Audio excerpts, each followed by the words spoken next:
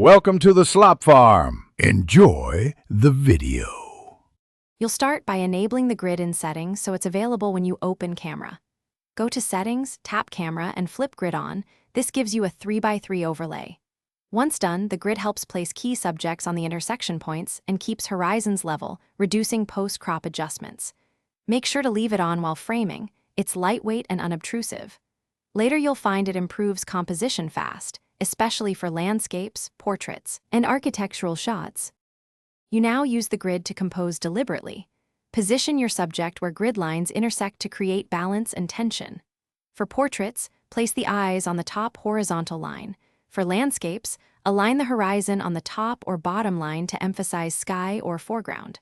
Once you frame with grid lines, make small adjustments. Shift left or right to balance negative space.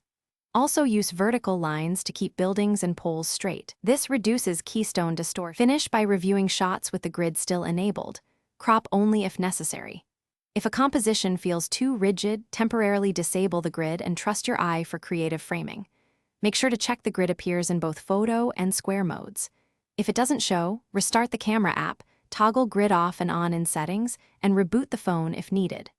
Finally, update iOS when settings are missing. This resolves most quirks and keeps the camera stable. Thanks for watching.